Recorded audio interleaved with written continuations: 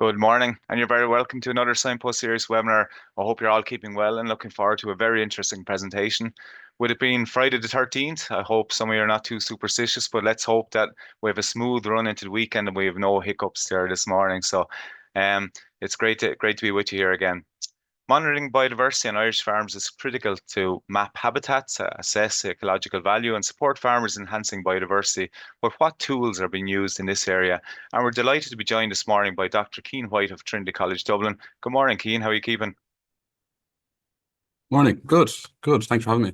Yeah, you're not on the Irish shores this morning, are you? Where are you based at the moment? No, I'm in Valencia in Spain. So we've some of the research that I'm going to talk about today, we've actually taken out of the research space and tried to commercialize it. So I'm sitting here with a team of people who are developing out tools to do this biodiversity monitoring that I can show you Super. today. So And we're obsessed by the weather over here, and it's actually nice here today. The sun is shining, but we're talking before we come on. Tell us what temperatures is over there at the moment. yeah, this morning it's okay. It's actually a bit cloudy, so it's late 20s, early 30s, but it's hitting 35 at times. And I was having a beer last night and it was, 34 degrees at, 9 p.m. I was sweating, have a beer. Yeah, But yeah, it's lovely. pushing 15 here at the moment. We're in the same boat.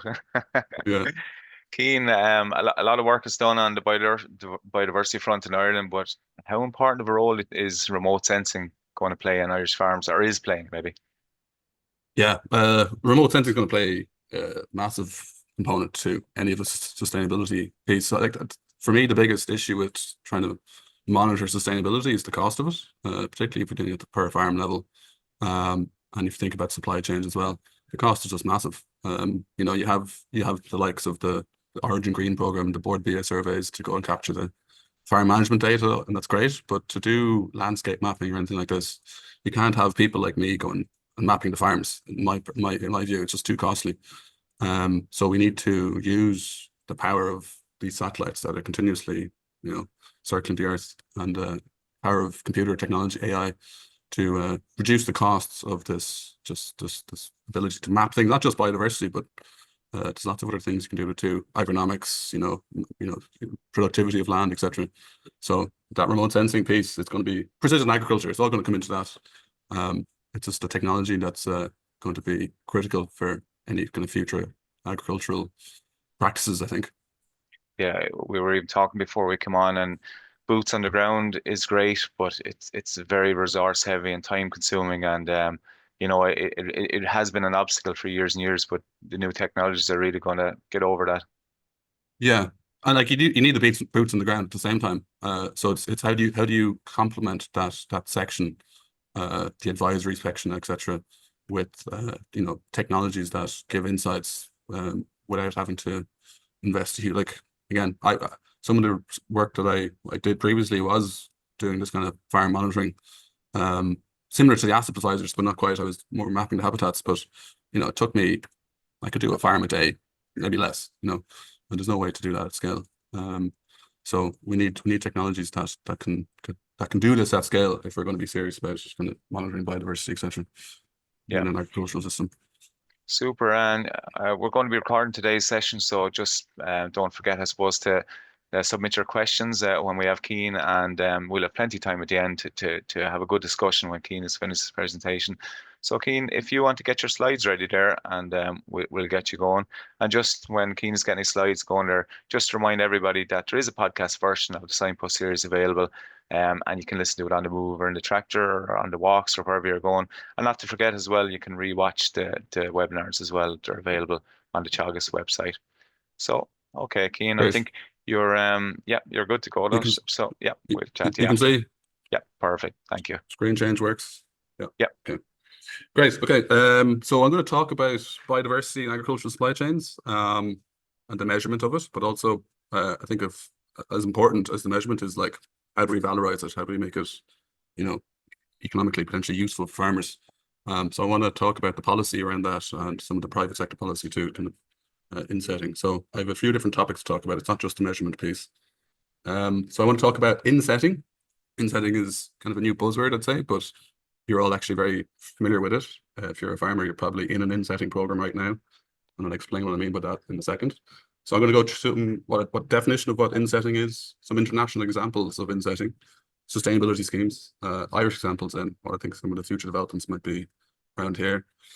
And then I want to talk a little bit about EU policy, not too much, don't worry. Kind of mention some of the big frameworks that have come out, particularly this carbon removals and certification framework. Stuart probably talked about this last week, but I also want to mention it. And then there's some talk about nature credits at the EU level as well. So I'll just have a brief section on that. And that's kind of set the scene then for what I think is the monitoring piece. So these policies and then the insetting programs, the sustainability programs, are what will give value to biodiversity. And that's why it's important then to measure it. So I'll talk about some of the existing tools and then how we use satellite and AI to monitor this at a farm level and give some examples of that, and then where might this be going in the future. So that's the structure of the talk. So insetting, just a brief overview, and just to say this is a project that I'm involved with that's funded by the Department of Agriculture. So it's the Farm Credit Project. So it's trying to look at how we get the private sector, how the private sector is funding sustainability practices at the farm level. So it's the funder of this project, to note. We have Bioorbic, AIB, and Carberry as partners in this project. Just a brief history into my background. So I would have worked on the Farm Zero C project. So that was a project, again, run by Bioorbic and Carberry, where they worked with Shinnock Dairy Farm down in Bandon, and over, 4 years here, managed to reduce emissions by roughly 25%, and at the same time, increase the biodiversity on the farm from about 7.5 to 10%. I think that's a nice blueprint of how a relatively intensive farm can become more sustainable. For me, the question is how do you scale out all this technology and these management practices to the whole farming industry? The technology, a lot of technology management strategies now exist, and a lot of them are being scaled. I think the uptake of clover, etc. Protected urea, they're examples of those kind of technology scaling, but there's many more to come. How do we scale those technologies to reduce emissions? So obviously the public incentives through the CAP very important, the Teagasc Advisory Service is very important, but what I wanted to research in this project was, is there a role for the supply chain to incentivize farmers? So what's the ambition in the private sector to look at funding sustainability schemes? And so this is where it comes to insetting. So this is a picture I've stolen from Rabobank. They gave a presentation at a conference, EU Carbon Farming Conference in Dublin in March. And they talk about insetting and offsetting, and they kind of, I think this kind of draws out the distinction. So here at the top, we have like allocation of carbon. So at the top here, we have corporate emissions. So if a tech company wants to purchase livestock farmer tree planting carbon credits, they can offset their emissions, their own emissions from their own electricity, fuel use, etc. That's offsetting. So it's a company purchasing carbon credits from outside their own supply chain to offset their own operational emissions. That's one example of offsetting. Another example, so again, project location here is within or outside the supply chain. Another one, it could be, so this is a tech company, non-agricultural company, but agricultural company, a retailer, etc. Chocolate company in this case, could buy forestry credits from, some farmer somewhere that they're getting supplies from, and use that to offset their own operational emissions, to offset the amount of electricity and fuel they use, what we call Scope 1 and Scope 2 emissions. And that's again offsetting. So you're purchasing credits to offset your own operational emissions. But one of the big kind of drivers now is this insetting theme, right? So rather than a company purchasing to offset their own emissions from their own fuel use, the way we account for carbon now, so these companies are now somehow they'll have to account for all the emissions further up the supply chain. So a company like Tesco now has to report how much emissions are at the farm level. This is what they call the Scope 3 emissions, or the farm level emissions. So a lot of these companies are now setting targets to reduce these emissions at the farm level. And this is what's called insetting. So when a company pays not to reduce the emissions they're directly responsible for, but they pay to reduce the emissions further up the supply chain with farms that they're getting product from, that's called insetting. So a dairy company co-invests in suppliers' farm reduction, methane reduction, and they can then sell low carbon footprint milk.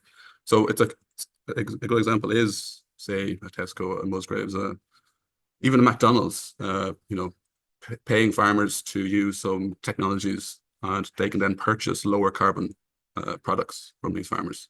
So they're not directly offsetting their own emissions. What they're doing is purchasing lower emission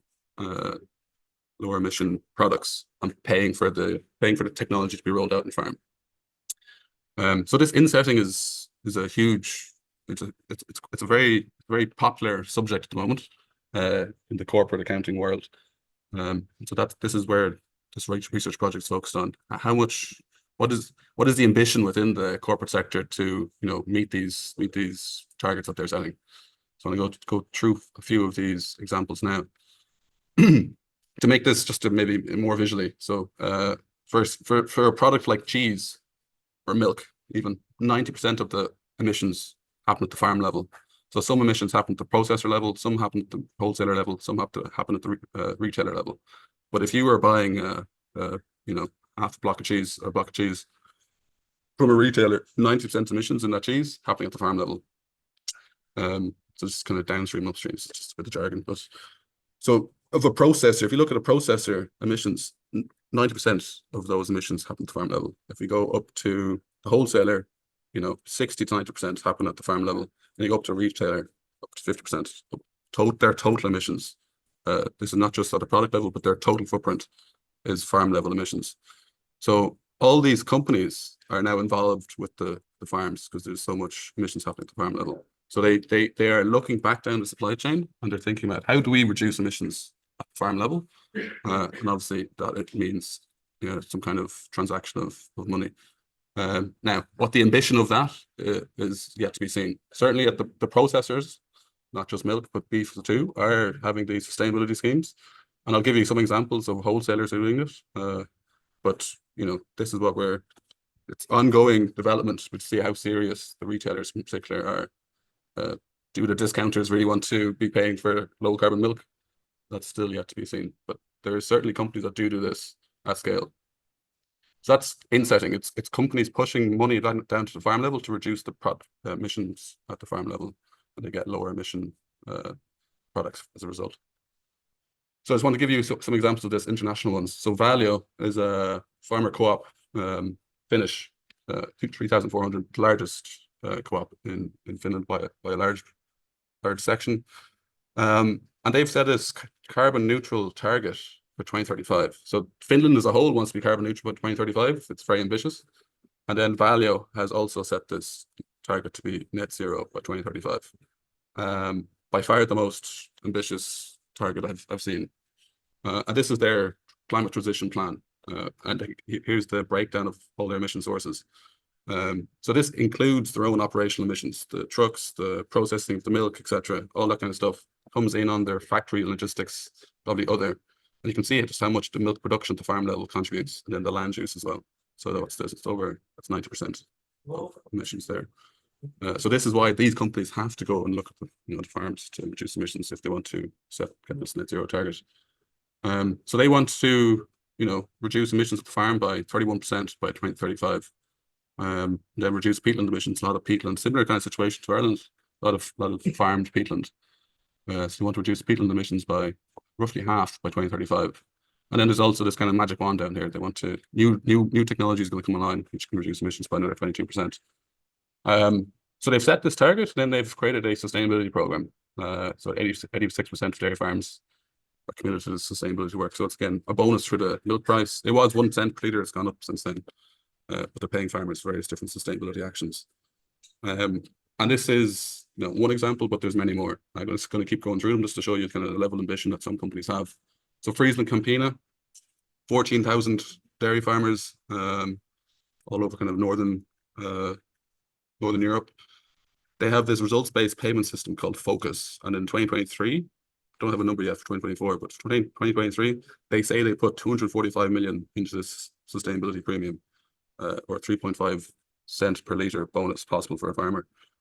And they've set this target to reduce emissions by 33% for the milk. Again, so they're looking down the supply chain. they've set a target for their own operational emissions, so minus 63%, but for the milk, it's 33%. And this is I'll come back to this in a second, but this is a science-based targets initiative target. So there's a framework all these companies use to set these targets. I'm going to come back to that in a second. And then this is the kind of structure of this results-based payment system. So you've kind of 4 themes: animal welfare and kind of health and longevity. So kind of genetics, breeding, etc. The actual footprint of the milk. So each farm will have a footprint of the amount of milk per litre. And then as a farmer reduces the emissions, you get progressively rewarded for having lower emissions. So it's very tiered and it's results based. So you're paid on the results, not so much the action of.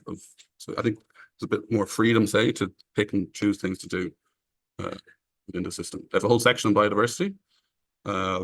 Nature and landscape was one of that. Now it's lots of different things in here. It's not all just biodiversity, but they do have a section on biodiversity, and then they've grazing. They're really paying farmers to try and do full grazing now. That's not the same type of grazing as in Ireland. They're not grazing. Full grazing is a very different definition in a lot of these farms than what you get in Ireland. But serious amounts of money going in, 3.5 cents per litre, so 20 grand potentially per farm. That's Friesland Campina. Ireland, similar. Danish dairy crop, 8,000 dairy farms, various places, signed up again to the Science Based Targets Initiative. They've set aside 500 million, cost a number of years for this farm ahead program. 4 cent per litre bonus possible. Here's the agricultural level emissions, the farm level emissions. Vast majority of the emissions that Ireland are responsible for. And they then have set this target to reduce that by 30% by 2030. Again, and it's kind of various different themes. So feed efficiency, fertilizer use, land use, protein efficiency, they're the big 5. And then they've sustainable feed, some kind of biodiversity measures too. But I'm just going to go through these a bit quicker. You kind of getting the idea. There's these results-based payment systems have been set up. Fonterra also have these kind of targets. They have a science-based target too. 30% reduction, want to be net zero by 2050. They're working on a few different things. So vaccines, kombucha, feed-based inhibitors, a few other kind of things that you don't see as much in the European space. But serious investment going into Fonterra's emission reduction targets as well. Even dairy farmers in America, 20% of the US milk market, have signed up for this Science-Based Targets Initiative. 19,000 people working in there, big company. And they have set up some projects around regenerative agriculture, and then they have these sustainable cheese projects and climate smart dairy sector. So just to highlight these, I think this is with the government. So they're funding available, 45 million from government kind of credit schemes to do particularly manure management. That goes to farmers, and then they're working with a Pizza Hut here to again roll out technologies. So this is kind of in setting. So working with a retailer to reduce emissions. They've said that 10% emission reduction has happened here. So that's at the processor level. Now I'm just going to go one step up supply chain to maybe more retailers, more wholesalers. Say Mars, obviously our large company, we've set a target to half their value chain emissions. So half the emissions from particularly at the farm level. Again, most of it's going to be dairy for Mars. So they're working with Friesland, Campina, Lakeland, Fonterra, and they're paying these companies or setting up very long-term contracts to incentivize these on-farm sustainability system payments. So here is Mars and Friesland then pushing money back down to the farmers for these sustainability payments. They do it with Friesland. I think they have something with Lakelands, but I'm not sure. And then Fonterra have a big, recently just a big investment happened there. Nestlé doing it first move to the UK, and Sinlash also in the New Zealand. So a lot of activity happening there, and the kind of badge of credibility is the Science-Based Targets Initiative. So every company that's setting one of these insetting schemes or sustainability schemes, they use this framework to give themselves the badge of credibility. This is how we are credible when we're taking climate action. And this is an organization that was set up 2015 to kind of create a governance system for corporate transition plans. So they will review, a company will submit their transition plan, and they'll review it and assess whether it's in line with certain, a 2-degree warming world, etc., a 1.5-degree warming world. So it's a relatively onerous process to go through. But the question is, you can set the targets in the future, but will you actually meet them? So that's what we'll be looking at over the next few years. In Irish examples, so we have Kerry, Tirlawn, Lakelands, Dairygold, Carberry, just not all the processors, but and I'm not trying to, this is not exhaustive here. But a lot of them have set these science-based targets for the milk production. Kerry 30%, Tirlawn 30%, Lakelands 33%, and that's actually an absolute, it's not an emission intensity reduction. Similar with Dairygold, they have an absolute emission reduction. I know Carberry going through a process at the moment, and they all have their own sustainability programs or insetting programs. And my understanding is that they would use these to talk to their consumers or customers to be like, we're serious about sustainability, we have a science-based target, this is credible, etc. It's happening on the beef side as well. So Dawn Meats, Liffey Meats, ABP, they all have their science-based target, emission intensity reduction for beef, and then some of them are working with retailers, again, to push money back down to the farm level. So this is all, there's a lot of movement in this space. I think there's significant amounts of money being invested in these sustainability programs. This is a recent paper that's came out. Interesting. Here's the QR code. It's all talking about kind of farm and finance sustainability stuff. And here they had a look at the amount of the industry throughput with a science-based target. So in the milk sector, 90% of the milk produced in Ireland has some kind of science-based target associated with it. And in the beef sector, 43%, 95%. Now, I don't think that was including KeyPack, because KeyPack just came out yesterday with their science-based target, and they've set a 36% emission reduction target. So this is going to jump.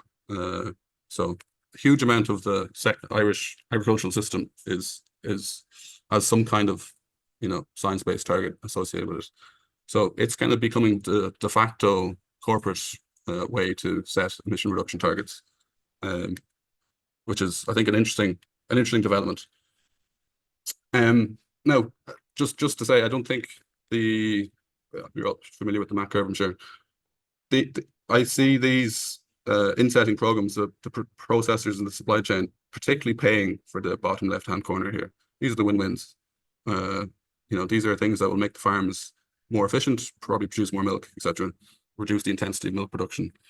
So this is what the industry tends to be funding at the moment, these types of activities. These ones which are costly, they don't make the farm any more money, they're just net costly. They do reduce emissions, but they're costly. These ones will be the last to be funded, and likely you will need government funding, or at least co-funding. So the TAMS is going to be a very important incentive mechanism here for the CapEx, particularly for things like slurry aeration, low emission slurry spreading, etc. Lower is for low emission slurry spreading, but I think it needs to be expanded. And for ongoing operational expenditure, I think the eco schemes in the next round of the CAP should be funding these rollout of these pilot technologies. France already are funding, feed additives through an eco scheme, and I think there's some interesting policy to be developed there. I'd say in conjunction with industry, in conjunction with these insetting schemes, sustainability schemes, to get the rollout of these technologies happening on the farm. So I think there's an interesting policy discussion to be had there. Okay. EU policy quickly. I'm going to run through this, not spend too long on this. So the science-based targets is the way that these companies are setting their emission reduction targets. And then the kind of legislation side from Europe was this corporate sustainability reporting. I think we're going through a reaction against all these very heavy-handed regulations. And I'm sure you all can all understand why. The big one that I think is still got teeth is this corporate due diligence directive. It does mandate that large companies over 1,000 employees have to adopt a climate transition plan by 2029, and it includes this, chain of activities, so that the supply chain, the large, the farm-based emissions. So the very large retailers would have to adopt these transition plans, and likely, look down the supply chain, ask the processors and farmers to support it. Now, recently, France, Germany have proposed scrapping it, so let's not focus on it too much. That's further down the line. It might never be fully implemented. Similarly, this corporate sustainability reporting directive, it said kind of standardized reporting. very onerous, and it's been completely descoped and pushed back to 28. So I'm not going to spend any more time on it, but it was a big push within the corporate world, 2 years ago, but has been recently pushed back. So this science-based targets, this voluntary framework is the one that's, I think, being used by corporates much more as a way to kind of demonstrate credible commitment to these corporate reporting targets. What I want to talk about more is this carbon removals, carbon farming framework. I think it's a potentially a great way to valorize biodiversity and natural vegetation on farms. So current farmers can create temporary net carbon removal benefits, and that could be used to offset processor and retailer emissions. So this is a way that farmers can create value. What the price of these credits will be, or temporary net carbon removal benefits will be, I'm not sure, but it seems like a mechanism for farmers to generate value that they can then sell to up the supply chain for insetting, and potentially outside the supply chain too. It doesn't just have to be insetting. Yeah, so if you want to go and read about it, here's a QR code. It's always good to go and read the stuff yourself. There's a lot of documentation there. Some of the big things that farmers can do is kind of soil management strategies. So how to reduce emissions from soil, how to also increase sequestration of soil, and then broadly agroforestry, but this includes kind of natural vegetation, hedgerows, etc. So sequestration from existing vegetation, hedges, trees, scrub is included if it's less than 5 years old. And this is something that the 5 years old piece is something I'm going to, I think we should extend that back to 10, 15 years. A lot of vegetation is there, and sequestering emissions. And 5 years is I think overly punitive from policy side. And in these policies, it all comes back down to what's the baseline? When do we start counting? So when you talk about what's the standardized baseline for agroforestry, it's when do we start, accounting for when a forest is sequestering emissions. And the question here is, the standardized baseline equals 0 is anything should be able to, any emission reductions, any sequestration we should count. Activity specific is, a conifer forest sequesters more than a semi-natural forest, so they have different. We weight the baseline compared to what kind of vegetation it is. What I think we need to do is have this baseline equal 0, but remove this threshold for this 5-year start period, right? So we need to count back further than just 5 years. That's only very recent hedgerows, very recent plantings. So I would like to set this vegetation back further, like this baseline back further to 10, 15 years, so that we can count the sequestration that's already going on in existing vegetation on farms to valorize the vegetation that's already there. And there's another piece here that I think should be changed. So this is the percentage area of natural land covers on farms. Every farmer should have at least 4% for, like, what's it called, the GAEC, good agricultural practices, or 4% is a minimum baseline for getting capped payments. And then there's a space for nature eco scheme, so the 7 and 10%. This is also there's payments available for this 7 to 10% habitat on farms. When we measure farms, most farms tend to be, like, our average measurement tends to be around 14% in Irish farms. But there's an additionality rule that says that this parts of the vegetation, anything above 10%, if it's not financially created by the credits from the carbon removals framework, it doesn't count, right? So if the payments from the CRCF don't create the vegetation, it can't be counted as a credit. I think that's a bit, again, it removes any, it doesn't make any vegetation above this 10% mark here. It removes any incentive to keep it or to have it. It makes it valueless, I think. So I think we should, again, there needs to be some changes how the CRCF is set up, because you could plant new vegetation and then you can get the credits for it, but it stops. It's an issue, I think, that you don't get.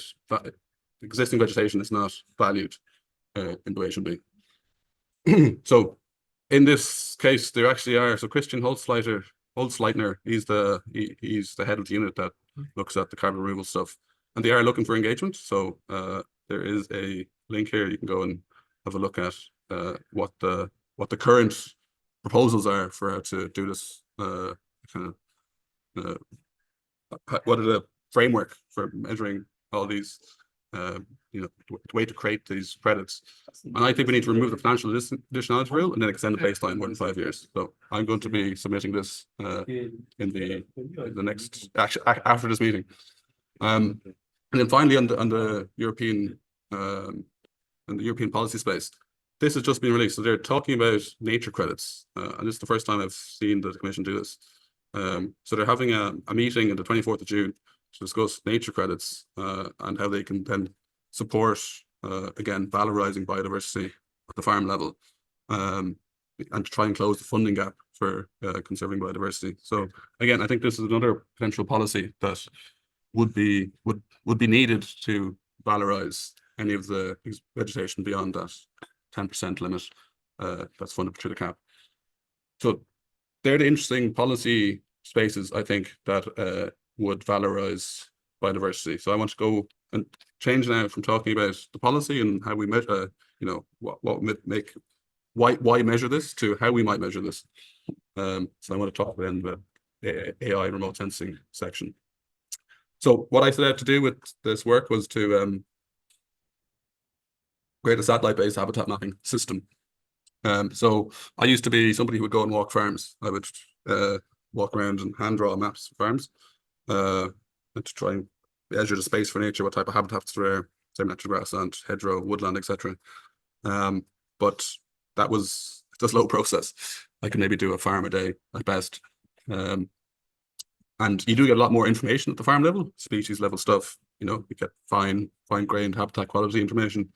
But if you wanted to do this at scale for many farms, it just wasn't feasible and very costly. So I set out to build as a habitat mapping system that would make this cost effective, and we could do essentially anywhere in the world.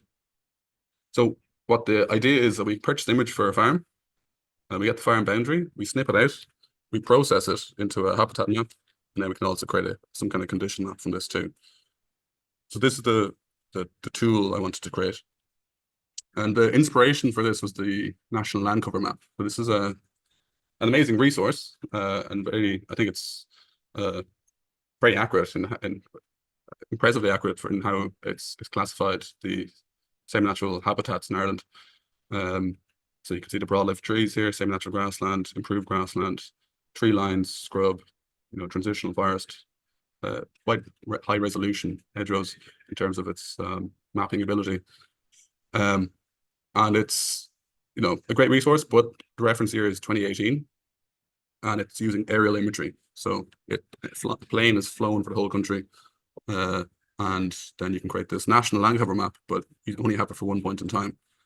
So what I wanted to do was to recreate the kind of functionality of this, but then just apply it to satellite imagery so that we could do it again and again and again for any point of time we want. And then you could do it globally as well. So you don't have to just do it for Ireland, but you could do it anywhere in the world. So when you're talking about satellites, the resolution is very important. So these are 4 different satellites that we could use and have used. So Sentinel is a European satellite. You can see the resolution is kind of, each pixel here is 10 meters by 10 meters. So there's a hedgerow here, but it gets quite blurry. And Spot is a 6-meter resolution satellite. Spot is, you can sharpen that up, you can increase the resolution, you get to 1.5. Then there's also this Pleiades satellite. So these are all privately owned satellites. This one here is owned by the European Space Agency. You can get the imagery available for free, which is great, but the resolution isn't that amazing. These are all Airbus satellites. So Airbus, the big French aerospace company, you've flown in some of the planes. They have satellites too, and this is their highest resolution one. So they can get down to 50-centimeter resolution, and you can really see the linear features on farms. So we preferentially will use this 50-centimeter resolution imagery to map a farm, so we can get the very high resolution imagery, right? Get those linear features, which can be 50% of a habitat on the farm. If this imagery isn't available, the 50-centimeter, we'll go back to 1.5 meter and use that as a fallback. And then we do use the 10-meter resolution, but we only use it to get seasonal information, like seasonal changes. So we'll get imagery for winter, spring, summer, and autumn, and create these kind of composites of those seasons. And you can see the changes across those seasons, and that it's very useful for detecting what is semi-natural grassland from what is kind of intensive pasture. So we have some kind of temporal component with this Sentinel-2 data. So we combine the Sentinel lower resolution, but we've got this time component with this high resolution snapshot to give us our data that we use to train the model. And then it's always what counts as biodiversity is an important question. So we map all these different land covers, so pasture, arable, bare fields, artificial surfaces, water, and we don't count those as biodiversity. And then there's other land covers that we do or we don't, depending on the region. So conifer woodland in Ireland, we wouldn't really count it as biodiversity. You can weight it, but typically we don't count it because it's a it's a productive feature. Then we have deciduous woodland, which we do, scrub, hedgerow, semi-natural grassland, which all counts as biodiversity. In other parts of the world, conifer woodland is native, so we weight it up there. And then what we're kind of measuring against, what's our benchmark for biodiverse, is this 10% agricultural area. So this is with policy set in European policy. So 10% is within the EU biodiversity strategy for 2030. They said at the end of the decade we would like agricultural landscapes to have 10% area under high diversity landscape features. So we can tell whether a farm is above or below this mark. And I think that's that's a decent benchmark. Like, so if a farm is at 10%, I would consider that relatively biodiverse, particularly for an intensive farm. And then anything above that should be valued in a way using the CRCF, using these potential nature credits to make it valuable for a farmer to actually have the biodiversity there. So accuracy assessment. So we add all these different, I'm not going to go through all this, the technical side of it too much, but we add a lot of information in. Our accuracy assessment comes in at about 85 to 88% accuracy, which is, decent. That the industry standard is around mid-80s. Obviously, we want to try and push this up, and we're doing some research right now to see if we can get into the mid to low 90s. And if we really want to do change detection, year-on-year change detection, we need to have it up at that level, at 95% accuracy. So that's our aim, is to push this up even further. Just to show you some examples, and I'll actually go into show you actually real live examples. So this is from Cork, Limerick, and then this is Lyons Farm in Dublin. And what I want, so we've pasture here in green, semi-natural woodland in bright green, conifer in red, scrub in blue, scrub in orange, semi-natural grassland in light blue. And what I want to highlight is that we're picking up the semi-natural grassland within the pasture, which is key. So there's a lot of farm areas around Ireland where they have semi-natural grassland in the farm, and it's important to be able to pick those up in the pasture. Similarly here, we're picking up this semi-natural grassland within the pasture. This is an organic dairy farm just south of Limerick city. And I also would note the width of the hedgerows here. So these hedgerows are very wide in pink compared to Lyons Farm, where the width of the hedgerows is much thinner. So we can measure the area of the hedgerows, the width, because we're using very high resolution imagery.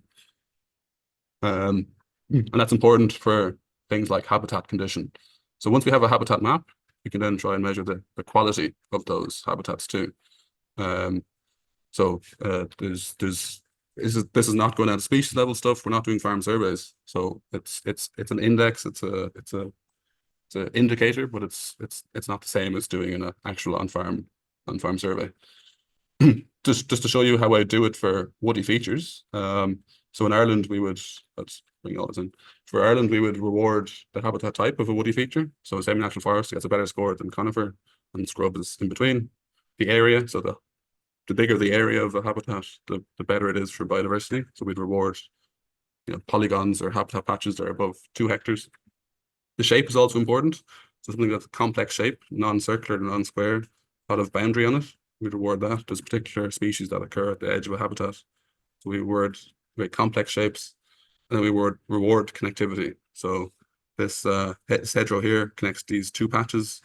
So that's well connected. So we'd score that as well. Whereas this islet here is just on its own. So it's not connecting two pieces of habitat. So it gets a lower quality score. And then the degree of core habitat. So it's kind of inverse of shape, the edge. So the more green there is in proportion to the edge, more core here in proportion to the edge, the higher we weight it. And this way we can score each polygon on a farm. So this hedgerow here is wide. It's connected to both ends, and you know, it's a better quality hedgerow than say this one here, which is not connected to both ends, or this one here, which is again not connected. So we would. This is a way to score individual habitats on farms remotely. And what we need to do now is to really validate that by going down to the farm level and seeing, does that correspond with species level indicators. So I just want to show you quickly the final product of what that looks like. So we've taken that model that I was talking about and built it out into a product. So I'm just going to go through a few different examples from across Europe of farms that we've mapped using this process. So we have 79 farms on the platform here, and then this is the kind of average space for nature across those 79 farms. So I'm going to show you one from Sweden. So just to maybe run you through this farm identifier, date of acquisition. So we kind of have a time-stamped image. This is from what, 6th of August 2024, and in this case we're using this 1.5 meter resolution satellite, and this is the total area. This is the percentage of habitat we measured at the farm. Then we can actually go in and view the map. So this, I'll zoom out a bit so you can see where we are.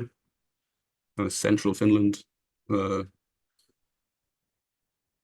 we get the polygons. So we get the boundaries for the farm from something like a LIPA system. And then we purchase the imagery that you see here. This is kind of background Google imagery. And then this is the imagery that we actually purchased from Airbus, and we process that into habitat maps. So you can see that's forest. There's bits of forest here, not all that much, and a scrubby habitat here. And honestly, at this site, at this farm, there's not that much habitat, but 5%. So it wouldn't be. See that bit of forest there. So not overly biodiverse, we would say. So that's just an example from Finland, and then we could go to. Go to an Irish example. Sorry, Cian, just getting tight for time now. We've lots of Sure. questions coming in for you, so yeah. I'll finish with this one. Thanks. So this is one from Ireland, 16th of August as well, 50 centimeter resolution, and we can see the habitat percentage is at 15%. And we can open it up, and this is a habitat map. So you can again see the image, and then you can pull out the neighborhood features, broadleaf, etc. So it's a nice biodiverse farm from Ireland. And again, we can do this year on year on year and go back in time. So it's a very scalable way to do this biodiversity measurement.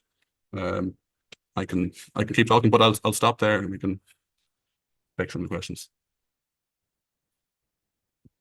That's super, Cian. That was an excellent presentation. Really interesting. You've provoked a lot of thought there. A lot of comments coming through there. Just to say, well done in the presentation. Really interesting, great work. There's a good few questions, so we might as well tear into it. I suppose the insetting, you know, that's generated a lot of thought here.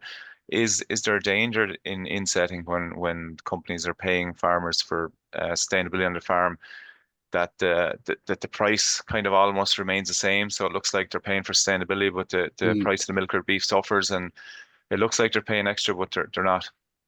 Yeah, I've heard. So that you redistribute the milk price or the price of the beef just from poor farmers to and I think this is why the processors need the partnership with the wholesalers and supply chain. Can you actually create value from the insetting schemes rather than just redistribute money between the existing, existing farmer base? So I think you do need to try and bring in the Nestle's, but like that depends on what processors you are. So yeah, that's an issue. I know that. And there's governance issues there. So yeah, that is for like Friesland Campina, they say that a third of their funding for that 45 million comes from this redistribution piece. A third comes from the value chain, and then a third comes from I'm not sure where. But yeah, certainly that's an issue. I can And understand the anger at the farm level for that. Yeah. yeah, it's just, it's a concern for farmers and for all of us, I suppose, because that's what's going to make or break us. But there's a couple of comments here around the price for sustainability in Ireland. Compared to other countries, it's low. The price Yeah, so say premium. the premiums are for percent maybe for milk or whatever. It That is, yeah. It's and I'm comparing against like some of the biggest, most progressive companies there. So, you know, the Friesland and Ireland, they do have these partnerships that enable them to pay these with further supply chain that enable them to pay these higher prices. The sustainability bonus. I think it's also like the bonuses have increased in Ireland. Like when they brought them in, you're looking at half a cent a litre, and now you see some with like 1.25, etc. So I think they will. I think these companies started earlier. Some of them started in 2015, whereas the ones I know in Ireland started maybe 2021, 22. So I think we're just a little bit behind as well on the ramp up. So yeah. Part of the research that we'll be doing is interviewing these sustainability managers in these companies to understand what is the future, what do these look like in 10 years. Ivan, a couple of questions coming through if you want to take a few. Yeah, thanks, Cathal. Just maybe as a tie-in, I was at an extensive grassland event yesterday with Teagasc and the Heritage Council, but we were looking at the values of these high value extensive grasslands, Cian. But just on your mapping, we'll say, are you picking up the difference between a kind of a low value natural grassland versus a high value extensive grassland? I wouldn't want to sign off on that. We typically work at the extensive end of the system, where it's more obvious when it's improved agricultural grassland compared to some kind of semi-natural grassland. So we don't really go beyond semi-natural grassland. We wouldn't have the accuracy to distinguish that well. I think you'd need some kind of drone level imagery, but that's then much more expensive to do it. And kind of just related maybe on the land cover issue, just maybe to those two questions on that, just regarding peatland, any category for that, and the other one, I suppose, it was the multi-species swards and potential for medium level biodiversity value and so on. Yeah. So peatland, yes, we do detect that. Kind of upland, grassland, peatland.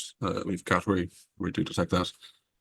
Like we will work with people to try and assess how well we can detect various different habitat types. So if you're interested, follow up with us and we can try and develop out, we'll run campaigns for specific supply chains, specific regions to see if we can detect those habitats. So, completely open to that. We'll see how far the technology can go.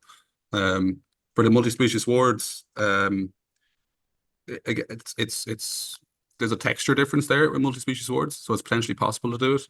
We haven't said about trying to do it. I think it'd be an interesting research question. Can you do that remotely? Just another one on the biodiversity side. You mentioned about the issue going back 5 years, we'll say, for your baseline. I was just thinking again but the whole, on the side of the fairness of that is one element, but the whole principle of, when you're protecting biodiversity would be to retain existing habitats rather than creating habitats. So are you incentivizing the potential or potentially incentivizing in that framework, the damage to existing to create something that might have a lower biodiversity value in the long run? Yeah, and I think this is why it is carbon focused. So this may be where the nature bit needs to be brought into it a bit more, and the nature credits might. But that's a long way down the road. The nature credit piece. They're only starting to discuss that. And this is why I would want to extend the baseline further back past 5 years. I think you are at risk of potentially losing those. The species-rich hedgerows. Like where's most biodiversity in farms in Ireland? It's in hedgerows. So the tree lines, etc. Particularly in the intensive sector. So I think we do need to valorize that. And if many farms we measure are over that 10% target, 10% level, and in this framework they wouldn't be rewarded for it. So I think we should. And Ireland in particular is probably like there's a lot of biodiversity on Irish farms compared to other types of farming systems because of this small fields, hedgerows used as to fence fields. So I think it would hit Ireland a bit harder to have that kind of a 5-year baseline there than other countries as well. Yeah, no, that's a fair point. And just before I go back to Cathal, just on the cost positive measures such as feed additives, and I think your view was they should be paid for by the public. Is there potential massive gain for industry, and should there be scope for cost sharing in this scenario?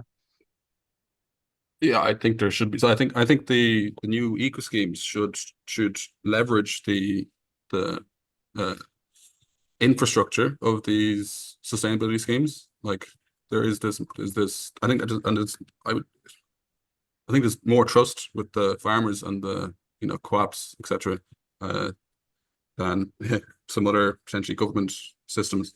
So I think if the eco schemes could roll out the feed additives type things through the sustainability bonuses, and it's co-funded, so maybe someone's coming from industry, but someone's coming from government.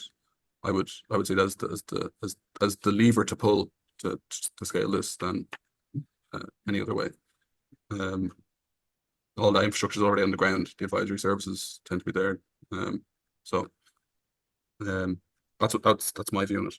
Yeah, great. Cian, what's your view on emission trading within the agricultural sector, similar to likes of Denmark, New Zealand, and I suppose carbon farming and even forestry and that exchange of credits? Yeah, I think if done well, it can be good. But all these things, if done well, can be good. In New Zealand, so the comparison I was making, so they go back to 1990 with vegetation. So vegetation exists before 1990. They include the sequestration of vegetation, and that can be used as a credit in the New Zealand ETS, the emissions trading scheme. I'm not too familiar with how that works though, so I don't want to make a broader point on that. But I think it's a good example of a different kind of baseline. And then I don't think the agricultural credits should be included in like the actual industrial ETS. Like it's different to have a sequestration in a hedgerow compared to like emissions from a factory. I don't think they should be used to offset each other. But I think it's it could be offsetting emissions from peatland and then forestry. Like those two. I think if you're emissions sequestration in land should probably offset emissions from land. It would be my. Yeah, and do you know the 5-year rule that you mentioned, that you said you prefer to go back further than 5 years? Where did it get to 5 years from?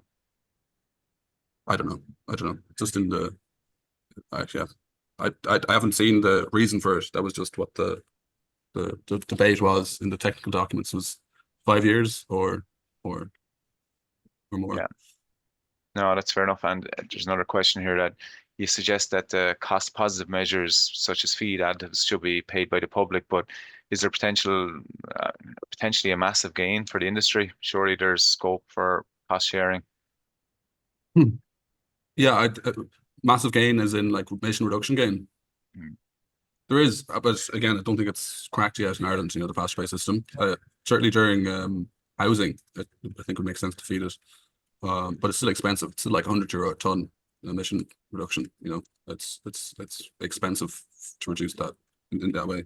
But yeah, I think it to meet those targets that they're setting, 30% targets. I think industry and government should pull in the same direction there, and I think fund it through the sustainability schemes that the processors have. Way to do it. Sorry, Ivan, go ahead.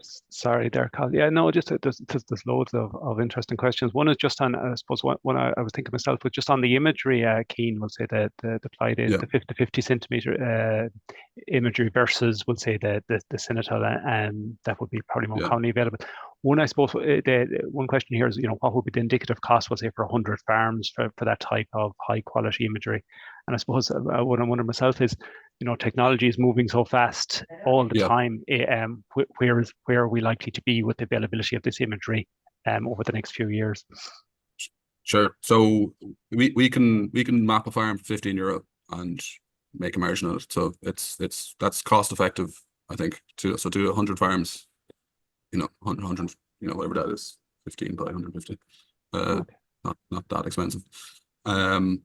So I think it's only going one direction. Like you can get imagery now that's 15 centimeter resolution. So they take that 50 centimeter and then they apply some AI stuff to it, and it goes down to 15 centimeters. So it's remarkable the resolution you can get.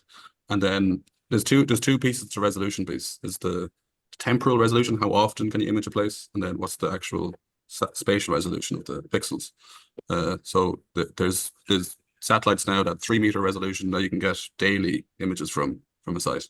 So the combination of those two is powerful. Brilliant. And I know, because there's a few questions regarding, the availability of, number one, some of the, the imagery and work that you have done. So that, and probably tied to that then is, we'll say very much so is, the technology. So when you say 15 euro, I think you mentioned there a minute ago. Yeah. So we'll say for a project that wants to survey, as was here, 100 farms, is the cost, is that low? We can do it at that level. Now, for us, the scale is what we've set out to create a product that would do whole supply chains. We do 1,000 farms. So when you do 1,000 farms, we're trying to hit that 15 euro price. We can do, if we're doing only 10 farms, we'd like to charge more, but that's up for discussion in terms of like where is this going and all that kind of stuff. But we can do it for 15. Okay. No, it's really interesting. And just two. Sorry, Cathal, I know you're coming in there. Just two questions. I suppose I'll get them together. One is, does your space for nature calculation include the Commission's weighting factors? And a little bit linked to that is, do you have any plans to use this method to monitor Ireland's progress towards the objectives set out under the EU Nature Restoration Law? So it doesn't include weighting factors. Well, conifer, it depends on who we're talking to. Conifer, we can weight at 20%, like 20% of the area, but typically we just measure it as not habitat. We tend to just do straight area measurements. We don't do weightings on it. But if customers want a weighting, we work with them. We can design systems however you want. Particularly in the regen space, regen agriculture, it's a big thing. They want to typically do some kind of weighting. And then we don't have any plans to do the nature restoration piece, but that'd be interesting to talk about for sure. Yeah, it could be a good space for it to see how progress goes and so on. How does it compare to LiDAR, Cian? Look, LiDAR is going to be much better. We don't have height imagery, we don't have height data. So I hope there's government does a LiDAR survey of the country, and then if they make that available to people like us, we can include that, and then we can really see, the exact boundary of hedgerows, etc. Would make it more accurate. Have you done much, just on that, have you done much correspondence between what we'll see, you mentioned you started off on the ground, kind of walking farms and so on. Have you done much ground proofing of the likes of what the imagery is telling you on hedgerows and the quality of those hedgerows versus what you're finding on the ground? So we've done the ground proofing for like the analysis of what the habitat type is, but we haven't yet done the quality piece. Ground proofing. Okay. Yeah. That's the next thing to do. Okay. All right, Cathal, back to you. Sorry. Yeah, unfortunately, I think that's all we have time for today, Cian. There was a lot of questions come through, and apologies to everybody for we didn't get them done, but I think you've done a pretty good job in getting through a lot of them. So, Cian, look, thanks a million for a really excellent presentation, certainly thought-provoking and a very interesting topic. And Ivan, thank you very much for helping out with questions today. And also thanks to Mary O'Loughlin for helping out the background today to run the webinar. And for next week, we're back again at 9:30 and next Friday as well. And we can look forward to Teagasc researcher Dr. Donal O'Brien, who will join us in the webinar to talk about carbon footprinting in Irish tillage products. And that's not to be missed. So do tune in again next Friday at 9:30. But until then, I hope you have a great weekend and slán go fóill.